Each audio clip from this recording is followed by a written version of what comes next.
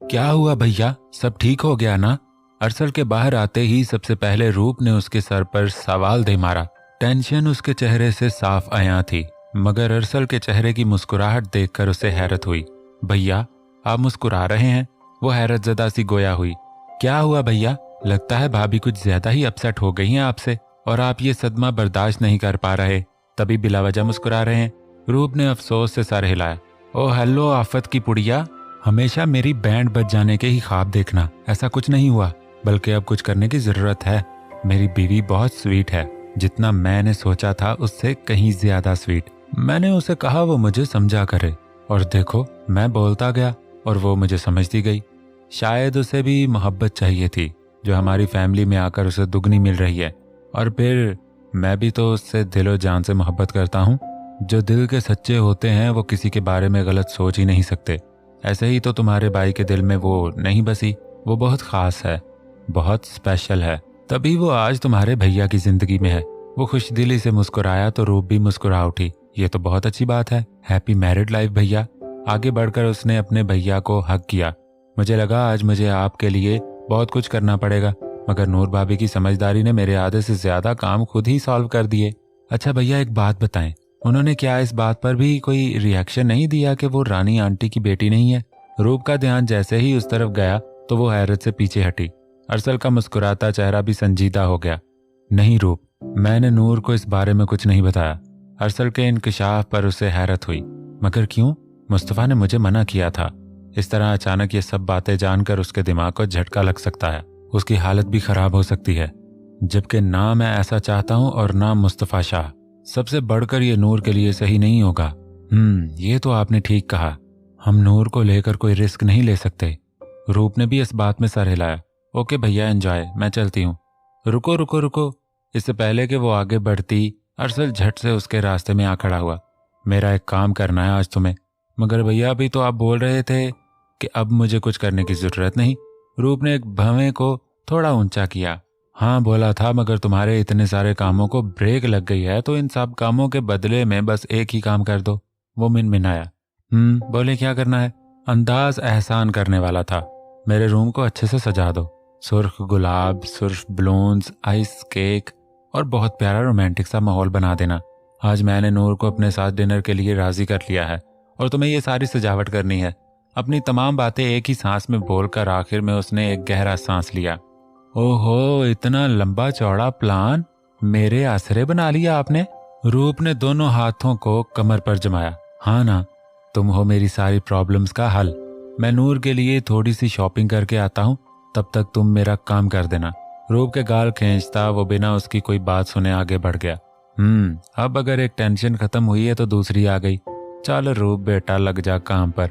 खुद में ही बड़बड़ा कर वो कांधे उचकाती आगे बढ़ी। एक बार फिर मुस्तफ़ा शाह ने रास्ते ही उसे दोबारा धर लिया।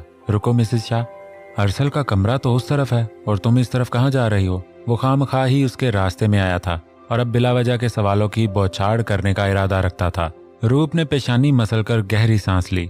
शाह जी, आप अभी तक नहीं गए, जबकि आपके मुताबिक तो आज आपके बहुत सारे काम थे। रूप ने उस पर तंज किया या नहीं उसे समझ न आया।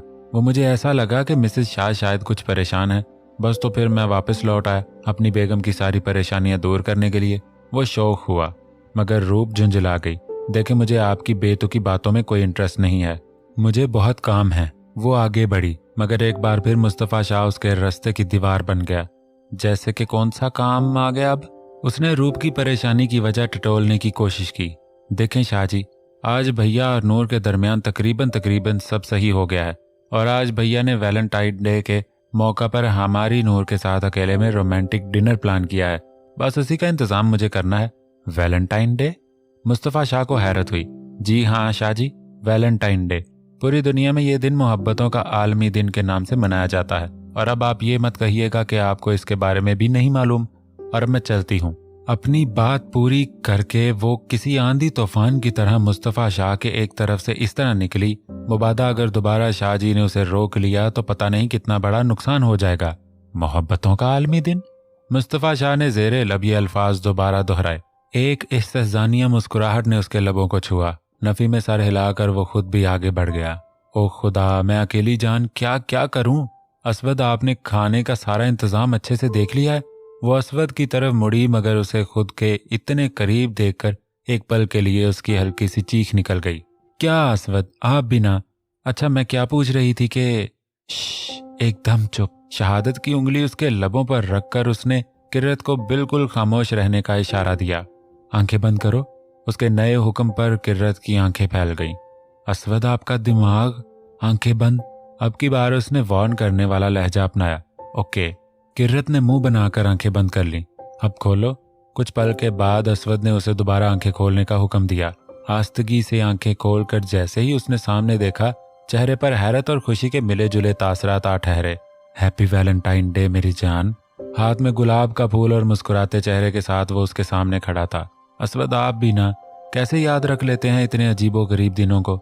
उसे हैरत के साथ साथ खुशी भी होती थी जब असवद छोटी छोटी बातों में खुशियां और प्यार बांटने की वजह ढूंढ लेता था। मुस्कुराकर असवद के हाथ से गुलाब को कली को अपने हाथ में लेकर नाक के करीब करके एक गहरा सांस अपने अंदर उतारा। थैंक्स मेरी जिंदगी में आने के लिए, मुझे इतनी मोहब्बत करने के लिए, मेरे घर को लाखों खुशियों की सौगातें देने के लिए। असवद मलक हमेशा यही चाहेगा कि जब तक वो जिंदा रहे तुम्हारा साथ हमेशा उसके संग रहे। वो जज्बात से चूर लहजे में गोया हुआ। थैंक्स टू यू असवद, मेरी जिंदगी में आने के लिए, मुझसे इतनी ज्यादा मोहब्बत करने के लिए, जिंदगी की असल खुशियों और मुखलिस रिश्तों से रूबरू करवाने के लिए। मैंने कभी तसव्वुर नहीं किया था कि कोई मुझसे इतनी मोहब्बत भी कर सकता है, मगर शायद मैं बहुत लकी हूँ जब मुझे आप मिल गए। उसका लहजा नम हुआ तो असवद ने आगे बढ़कर उसका सर अपने सीने पर टिकाया। हम दोनों ही एक दूसरे के लिए परफेक्ट है किरत। असल खुशकिस्मत मैं हूँ क्योंकि तुम मुझे मिली। मैं लकी हूँ जो खुदा ने मेरे दिल में तुम्हारी मोहब्बत डाली। आंखें बंद करके दोनों ने अपनी आज तक की जिंदगी की यादों को ताज़ा किया तो लबों पर अपने आप मुस्कुराहट बिखर गई। चांद भैया, तारा ने उसका हाथ पकड़कर उसे अपनी तरफ मुतवज्जा किया। क्या हुआ गुड़िया? वो एकदम उसकी तरफ मुतवज्जा हुआ, साथ ही फिक्र भी लाहक हुई। कल जो कुछ भी हुआ था उसके बाद वो गाहे बगाहे तारा पर नजर डाल रहा था। भैया, वो मिशी भाभी ने आपको कमरे में बुलाया है। मुझे? उसे हैरत का शदीद झटका लगा। जंगली बिल्ली ने उसे खुद से कमरे में बुलाया है? आज उसकी किस्मत चमक गई थी या फिर ये इसे सताने का नया प्लान था? क्यों बुलाया है? वो राजदाराना अंदाज में तारा की तरफ झुका, मगर उसने भी कंधे उचकाकर लाइल्मी का मुजाहरा किया तो वो लंबे लंबे डग भरता मिशी के कमरे की तरफ बढ़ा। दरवाजा खोलकर जैसे ही पूरे कमरे पर नजर दौड़ाई तो आंखें हैरत से कुछ और फैल गई। पूरे कमरे की सेटिंग चेंज की गई थी। टेबल पर सुर्ख फूलों के दरमियान रेड वेलवेट के केक को अच्छे तरीके से सजाया गया था, मगर इससे बढ़कर कयामत खेज मंजर मिशी का रूप था। आज एक बार फिर उसने सुर्ख साड़ी को अपने वजूद का हिस्सा बनाया था, मगर आज बालों को जूड़े की शक्ल देने की बजाय पुश्त पर फैलाया गया था। फुल स्लीव के साथ ब्लाउज भी पूरा था। उसके वजूद का कोई भी हिस्सा बेशर्मी का कोई मंजर पेश नहीं कर रहा था। खूबसूरत नकूश को नेचुरल मेकअप से सजाए वो चांद के दिल की धड़कन बढ़ा गई। दरवाजा लॉक करके वो उसके करीब आया। ये सब क्या है? इतनी तैयारी पर उसकी हैरानगी और सवाल करना बनता था। मिशी ने मुस्कुराकर उसकी तरफ देखा। जानते हो ये सब मैंने क्यों किया है? अपनी नजरों का मरकज मुसलसल उसके चेहरे को बनाकर वो उससे सवाल गो थी। चांद के नफी में सर हिलाने पर वो मुस्कुराई। आज वैलेंटाइन डे है। दुनिया भर में ये दिन शायद मोहब्बत करने वालों के लिए मखसूस है। मेरी दोस्तें भी इस दिन को बड़े शौक से सेलिब्रेट करती थी, मगर मुझे ये दिन हमेशा एक बकवास लगा, एक आम दिनों जैसा दिन। और शायद हकीकत भी यही है कि ये दिन भी एक आम दिन ही है। कुछ का मानना है कि इस दिन को मनाना गुनाह है। अब इसमें सच क्या है झूठ क्या है, मुझे ना तो इतना इल्म है और ना मुझे ये सब जानने में कोई दिलचस्पी। लेकिन अगर कोई ऐसा दिन मोहब्बत करने वालों के लिए सच में खास है तो मैं ये दिन आज के बाद हमेशा तुम्हारे साथ मनाना चाहूंगी। उसने ढके छुपे लफ्जों में अपने दिल का पैगाम चांद तक पहुंचा दिया, मगर वो कोई रिएक्शन देने के बजाय हैरत से आंखें फाड़े उसे ही घूरने में मसरूफ था। क्या हुआ डियर हस्बैंड? मिशी ने उसके चेहरे के ऐन सामने चुटकी बजाई तो वो हैरत की दुनिया से बाहर आए। कहाँ खोए थे? वो खफा हुई तो चांद के चेहरे पर मुस्कुराहट गहरी हो गई। कुछ नहीं, बस देख रहा था ये मेरी सौतेली बीवी सगी बीवियों वाली हरकतें कब से करने लग गई। उसने जानबूझकर मिशी को छेड़ा, मगर वह शायद बहुत अच्छे मूड में थी, तभी बिना किसी झगड़े के सिर्फ मुस्कुरा कर रह गई। वैसे यकीन तो मुझे भी इस दिन पर नहीं है, लेकिन अगर तुम इसी तरह तैयार होकर इतना खूबसूरत इजहार मोहब्बत करोगी तो मैं ये दिन जरूर मनाना चाहूंगा। उसके नाजुक से वजूद को अपनी मजबूत बाहों की कैद में लेकर खुद में भींचा। वो भी उसके सीने से सर टिकाकर सुकून सी आंखें मूंद गई। आई लव यू चांद। ये 3 अल्फाज उसने किस तरह बोले थे ये बस वही जानती थी, मगर उसके ये अल्फाज चांद के दिल की दुनिया को जुगनुओं की रोशनी से जगमगा गए। अब तो ये दिन हर साल मनाना और भी जरूरी हो गया है। किसी और का मुझे नहीं पता, मगर आज मेरी बीवी ने इजहार मोहब्बत किया है तो ये दिन बहुत बहुत बहुत खास है। वो उसके इजहार पर अंदर तक सरशार हो गया। तभी उसके नाजुक से वजूद को खुद में जोर से भींचा। शायद वो उसे और जोर से खुद में भींच लेता अगर मिशी की हल्की सी चीख ना निकलती। माना कि तुम एक वक्त में बॉक्सर रह चुके हो, लेकिन इसका मतलब ये बिल्कुल नहीं तुम अपनी बीवी की हड्डियों का चूरा कर डालो। वो खफा खफा लहजे में गोया हुई तो चांद का कहकहा बुलंद हुआ। तुम फिक्र ना करो, मैं तुम्हारी हड्डियों को कुछ नहीं होने दूंगा। अपनी फूल सी बीवी को नाजों से रखूंगा ताकि वो मुझसे और ज्यादा और ज्यादा और ज्यादा प्यार कर सके। एक बार फिर उसने मिशी को खुद से करीब किया। तुम्हें बस मौका चाहिए फैलने का। वो शर्म से सुर्ख होता चेहरा झुका गई। नूर, जैसा मैंने तुम्हें बताया है बिल्कुल वैसा ही करना। रूप ने कोई 10वीं बार उसे समझाया था और हर बार की तरह नूर ने इस बात में जोर जोर से सर हिलाया, जिसे रूप साफ समझ रही थी कि वो उसकी बातें सुन तो रही है मगर उस पर अमल करने का उसका कोई इरादा नहीं है। भाभी भाभी भाभी, वो झुंझला उठी। आप क्यों नहीं समझ रही? ये कोई आम दिन नहीं है। आज आप अपनी जिंदगी का फर्स्ट डिनर करने जा रही हैं, वो भी अपने प्यारे शौहर के साथ। पहली बात, आप अपने दिल से हर डर को निकाल दें। यार भाभी, भैया बहुत स्वीट केयरिंग इंसान है। वो दिखते रूड किस्म के आदमी जरूर हैं, मगर ट्रस्ट मी वो खुश मिजाज हैं और आपको तो उससे डरने की वैसे भी कोई जरूरत नहीं है क्योंकि वो आपसे मोहब्बत करते हैं और जिन जिन लोगों से वो मोहब्बत करते हैं उनके लिए वो जान तो दे सकते हैं मगर उनको तकलीफ नहीं दे सकते। तो प्लीज आप डर कर सहम कर अपने आज के दिन को स्पॉइल मत कीजिएगा। उसने एक बार फिर सारी बातें दोहरा कर उसे अरसल के कमरे की तरफ धकेला जहां वो पहले से ही उसका इंतजार कर रहा था।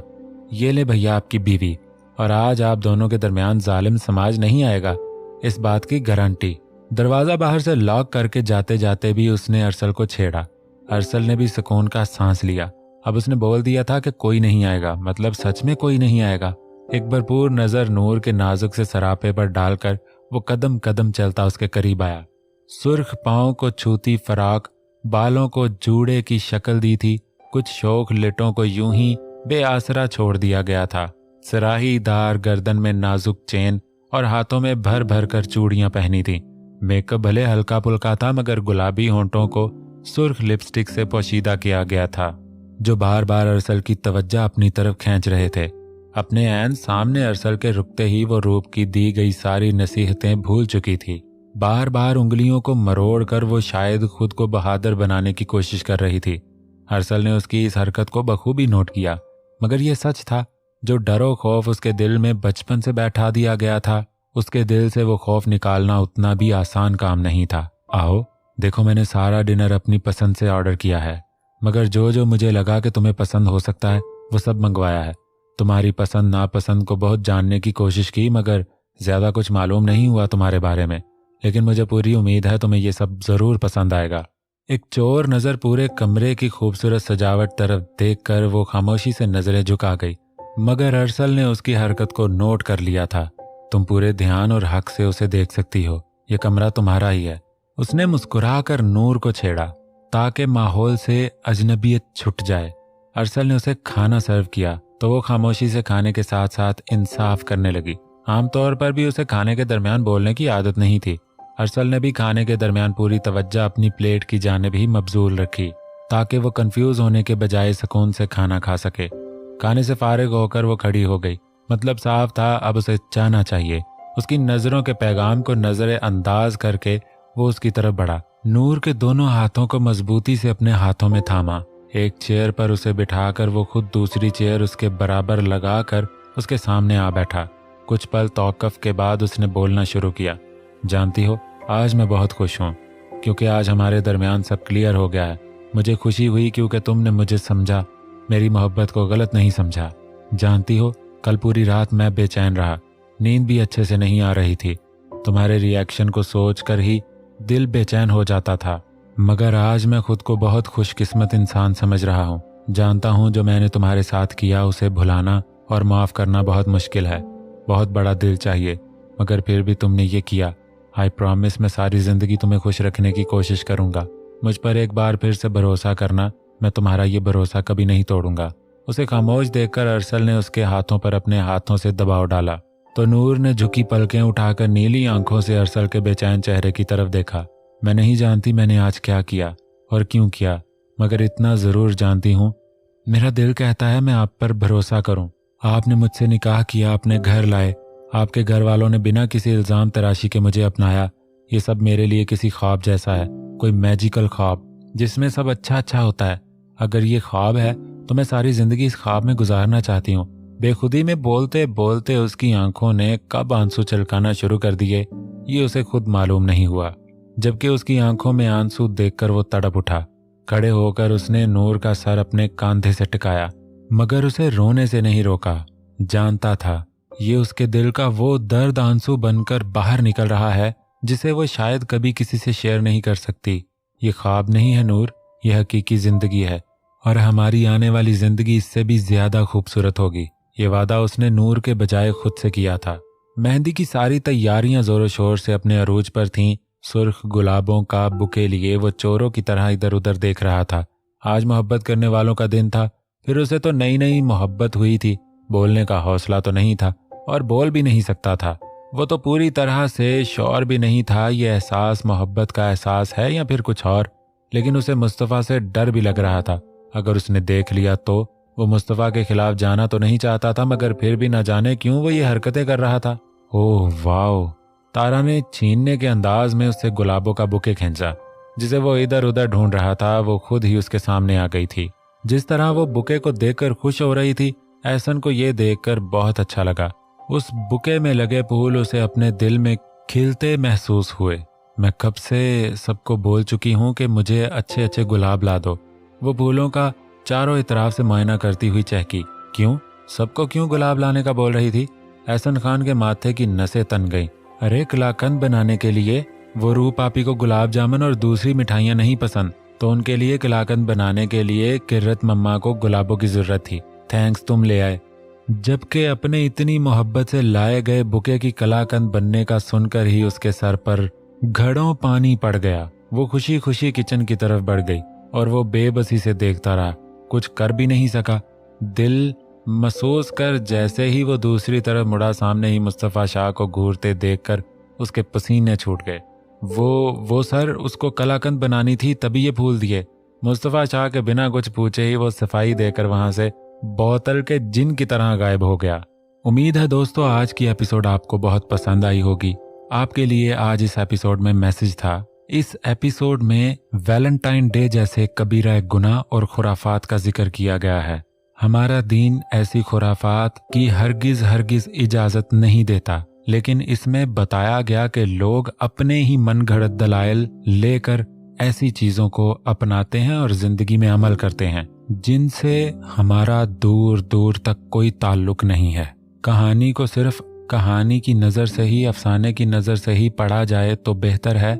हदीस शरीफ में आता है, दुनिया में जो जिससे मोहब्बत करेगा, जिससे मोहब्बत रखता होगा, रोज़े महशर उसका हिसाब किताब उसी के साथ होगा। तो हमें मोहब्बत अल्लाह और उसके रसूल के साथ ही रखनी है। यही हमारा ईमान है और रोज़े महशर भी हम उन्हीं के साथ होंगे इंशाअल्लाह ताला। अल्लाह ताला ऐसी खुराफात और ऐसे कबीरा गुनाह से हमारी माओ बहनों की इज्जत को महफूज फरमाए। हम सबको इस चीज़ पर अमल करने की तौफीक अता फरमाए।